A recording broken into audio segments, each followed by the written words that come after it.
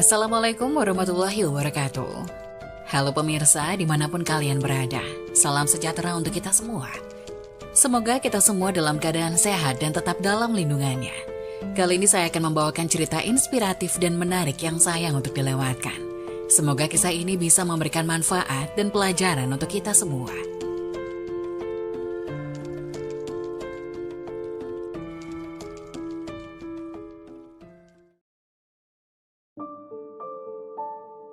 Wajib tahu, inilah 7 jenis pakaian yang tak boleh dipakai untuk sholat.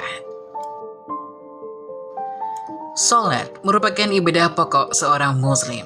Seluruh ulama sepakat bahwa amalan yang pertama kali dihisab adalah sholat. Jika baik sholatnya, maka baik pula seluruh amalannya. Namun jika buruk sholatnya, maka buruk pula amalannya. Untuk itu kita perlu total dalam melaksanakan sholat, agar pahala sholat menjadi sempurna. Baik saat sholat wajib maupun sholat sunnah. Selain harus khusyuk dan menghayati bacaan sholat, kita juga wajib memperhatikan pakaian yang digunakan saat sholat. Jangan sampai kita berpakaian asal-asalan saat menghadap Allah Subhanahu wa Ta'ala, sementara berpakaian rapi saat kondangan. Berikut 7 kesalahan memakai pakaian saat sholat yang perlu dihindari seorang muslim. Pertama, busana yang penuh gambar. Dari Aisyah radhiyallahu anha, dia berkata, Rasulullah SAW mengerjakan sholat dengan mengenakan hamisah, jenis baju yang terbuat dari bulu yang ada gambarnya. Ketika telah mengerjakan sholat, beliau bersabda, "Pergilah kalian kepada Abu Jaham ibnu Huzaifah dengan hamisah ini, dan bawalah kepada Anbijaniyah, jenis baju yang tebal dan kasar. Karena sesungguhnya hamisah tadi telah mengganggu konsentrasiku ketika sholat." Riwayat Bukhari dalam kitab Al-Salah, Muslim dalam kitab Al-Masajid, wa Ma'adi Al-Salah, An-Nasai dalam kitab Al-Salah, Ibnu Majah dalam kitab Al-Libas, Malik dalam Al-Muwatta, serta Al-Baihaqi dalam Al-Sunan Al-Kubra. Dari Anas radhiyallahu anhu, dia berkata, dulu Aisyah memiliki kain tipis yang bergambar yang dibuat tutup atau tabir di samping rumahnya. Lantas Rasulullah SAW bersabda kepadanya, "Jauhkanlah dariku karena dia selalu tergambar dan terlintas kepadaku ketika sedang sholat." Riwayat Bukhari dalam kitab Al-Salah dan kitab Al-Libas. Al-Qasalani berkata bahwa jika gambar yang ada di hadapan bisa mengganggu konsentrasi orang yang sedang sholat, lebih-lebih lagi apabila gambar itu berada di pakaian saat sholat. Kedua, sarung atau celana yang melewati mata kaki atau isbal bagi laki-laki. Isbal menurut Islam adalah melabuhkan pakaian dan membiarkannya hingga melewati batas yang ditetapkan oleh syariat Islam, baik karena sombong maupun tidak sombong. Dari Abu Hurairah ia berkata, tatkala ada seorang laki-laki sholat mengenakan sarung yang menutupi mata kakinya, Nabi menyuruh dia pergi agar berwudu. Orang itu pergi untuk berwudu lalu datang. Beliau menyuruhnya pergi lagi. Ada seorang laki-laki bertanya, "Wahai Rasulullah, mengapa engkau memerintah dia berwudu lagi?" Beliau berpaling lalu berkata, "Orang itu sholat, tapi sarungnya menutupi mata kakinya. Sesungguhnya Allah tidak menerima sholat seorang laki-laki yang musbil, atau sarung, atau celananya menutupi mata kakinya." Hadis riwayat Abu Daud dalam Kitabul Libas, Imam Ahmad dan An-Nasai. Imam Nawawi berkata, sanadnya sahih menurut kriteria Imam Muslim. Adapun mengenai sholat dalam keadaan demikian, maka para ulama telah berpendapat. Ada yang menganggap sholatnya tidak sah dan ada pula yang tetap menganggapnya sah. Namun ada sebuah hadis sahih yang berasal dari Ibnu Mas'ud yang selayaknya diketahui oleh mereka yang sholat dalam keadaan seperti ini agar mereka lebih berhati-hati. Ketiga, sholat pakai sepotong baju. Allah Subhanahu wa Ta'ala berfirman dalam surah Al-A'raf ayat 31 yang terjemahannya, "Hai anak Adam, pakailah pakaianmu yang indah di setiap memasuki masjid." Yang dimaksud kata al-masjid dalam ayat ini adalah sholat. Dari Abu Hurairah dia berkata, seorang laki-laki berdiri menghadap Nabi Shallallahu Alaihi Wasallam, Lantas dia bertanya kepada beliau mengenai sholat dengan hanya mengenakan satu potong baju. Rasulullah Shallallahu Alaihi Wasallam bersabda, "Apakah berat untuk masing-masing kalian mencari 2 potong busana?" Hadis riwayat Bukhari. Ibnu Abdul Bar berkata dalam kitab Al-Tamhid, sesungguhnya para ulama ahli ilmu merasa malu untuk memakai sepotong busana saja ketika melakukan sholat. Mereka selalu merias diri dengan cara memakai baju terbaik yang mereka miliki, memakai parfum, dan menggunakan siwak. 4. Kemeja atau pakaian pendek sehingga tersingkap sewaktu sholat. Di samping memakai celana yang ketat, tidak sedikit dari kaum pria saat ini yang juga mengenakan kemeja atau t-shirt pendek ketika sholat. Pada saat ruku ataupun sujud, kemeja yang semula menutup celana terangkat ke atas karena terlalu pendek. Pada waktu itulah punggung dan sebagian anggota auratnya terlihat. Jika demikian, aurat yang semula tertutup menjadi terbuka. Sedangkan dia sedang ruku atau sujud bersimpuh di hadapan Allah Subhanahu wa Ta'ala. Semoga Allah melindungi kita dari perbuatan bodoh seperti ini. Karena terbukanya aurat pada kondisi seperti itu bisa mengakibatkan salat menjadi batal. Dan sebab utamanya adalah celana yang berasal dari negeri-negeri kafir atau barat. Kelima, menyingsingkan lengan baju dan mengikat rambut. Di antara kesalahan-kesalahan yang diperbuat ketika salat adalah menyingsingkan lengan baju ketika akan memulai salat. Dari Ibnu Abbas dia berkata, Rasulullah Shallallahu Alaihi Wasallam bersabda, "Aku diperintahkan untuk sujud di atas 7 anggota badan dan dilarang menjadikan satu baju atau menyingsingkannya dan rambut menjalinnya." Riwayat Imam Muslim dalam kitab As-Shalah, An-Nasai dalam kitab As-Shalah, Ibnu Majah dalam kitab Iqomah Al-Shalah, dan Ibnu Huzaimah dalam kitab As-Shalah. Keenam, kedua bahu terbuka. Dari Abu Hurairah berkata Rasulullah Shallallahu Alaihi Wasallam bersabda, "Salah seorang dari kalian tidak boleh sholat dengan satu busana di pundaknya.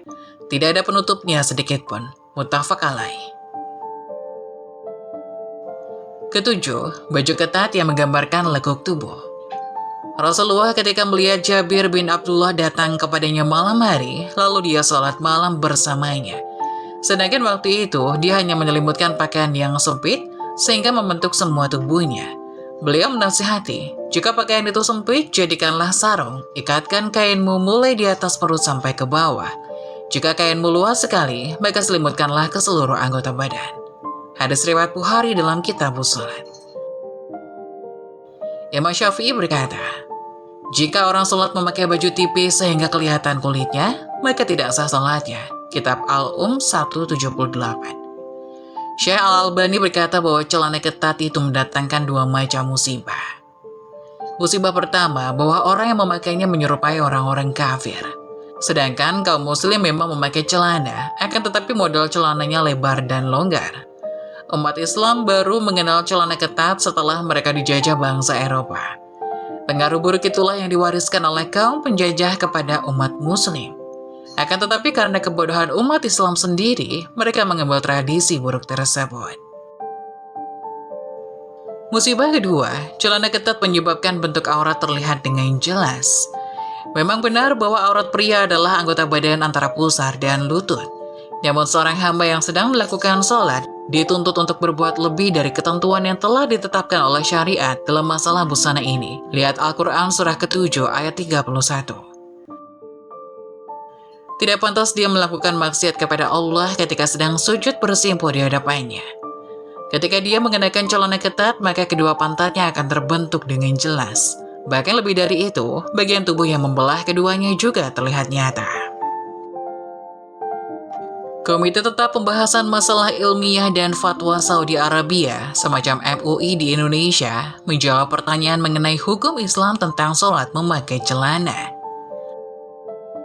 Namun apabila busana itu terbuat dari bahan yang tipis, sehingga memungkinkan aurat yang memakai dilihat dari belakang, maka sholat yang dikerjakan batal hukumnya. Jika sifat busana yang dipakai hanya mempertajam atau memperjelas bentuk aurat saja, maka makruh mengenakan busana tersebut ketika sholat. Terkecuali jika tidak ada busana lain yang dapat dikenakan. Adapun perkara yang makruh dikerjakan ketika sholat. Sholat merupakan ibadah yang wajib dikerjakan oleh umat Islam dalam kondisi apapun. Terlebih, sholat disebut sebagai tiang agama dan amalan yang pertama kali dihisab. Dalil mengenai perintah sholat sendiri tercantum dalam beberapa ayat Al-Quran. Salah satunya pada surat An-Nisa ayat 103, yang artinya, sungguh, sholat itu adalah kewajiban yang ditentukan waktunya atas orang-orang yang beriman. Quran Surat An-Nisa ayat 103. Berkaitan dengan itu, ada sejumlah hal-hal makruh yang sebaiknya dihindari agar ibadah menjadi lebih khusyuk dan sah. Apa saja yang termasuk ke dalam perkara makruh tersebut? Makruh diartikan sebagai sesuatu yang jika dikerjakan akan dibenci dan mendapat siksa. Namun bila ditinggalkan akan mendapat ganjaran pahala. Mengutip dari buku panduan sholat lengkap susunan Saiful Hadi Al-Suta dan buku fikih keseharian hal-hal makruh dalam sholat hingga hukum penukaran uang oleh Hafiz Mufti Sani. Berikut sejumlah perkara yang dimakruhkan dalam sholat. Pertama, menoleh dengan kepala atau pandangan ke kanan atau ke kiri. Memalingkan wajah dan dada ketika sholat makruh hukumnya. Nabi Muhammad SAW bersabda, itu adalah penipuan yang dilakukan oleh setan terhadap sholat seorang hamba. Hadis riwayat Muslim. Dalam hadis lainnya dari Anas radhiyallahu anhu, dia berkata bahwa Rasulullah bersabda, jauhilah olehmu menoleh dalam sholat, sesungguhnya menoleh dalam sholat adalah sebuah kebinasaan. Jika memang harus, lakukanlah dalam sholat tatawu atau sunnah, bukan dalam sholat fardu. Hadis riwayat Tirmizi. Kedua, memandang ke atas. Menunggak atau memandang ke atas juga makruh hukumnya. Anas bin Malik berkata Rasulullah bersabda, hendaklah orang-orang berhenti mengangkat pandangan mereka ke langit ketika berdoa dalam sholat atau mata mereka akan tersambar. Ketiga, meletakkan tangan di pinggang. Meletakkan tangan di pinggang juga dilarang ketika sholat. Hal ini dijelaskan dalam hadis yang diriwayatkan Bukhari dan Muslim. Nabi SAW melarang seorang sholat muhtasiron atau tangan diletakkan di pinggang. Hadis riwayat Bukhari dan Muslim. Keempat, menahan rambut, lengan baju, atau pakaian yang terjulur saat akan sujud. Dari Ibnu Abbas radhiyallahu anhu, Rasulullah SAW bersabda, kita diperintah untuk sujud di atas 7 tulang dan kita tidak boleh menahan pakaian serta rambut ketika mengerjakan sholat. Hadis riwayat Bukhari dan Muslim. Kelima, menyelang-nyeling jari jemari atau menekannya sehingga terdengar bunyi kerak.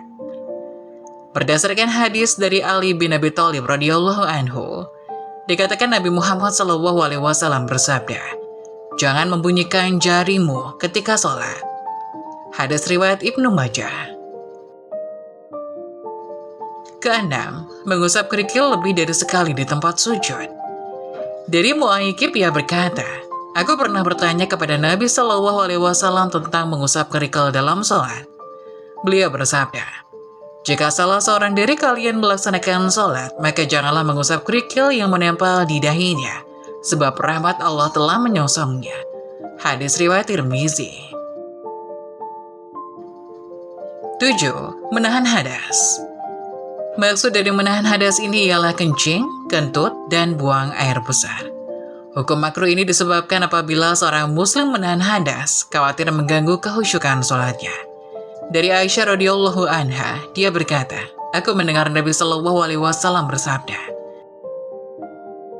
tidak sempurna sholat ketika hidangan sudah disajikan, dan tidak sempurna pula sholat orang yang menahan buang air besar atau kecil.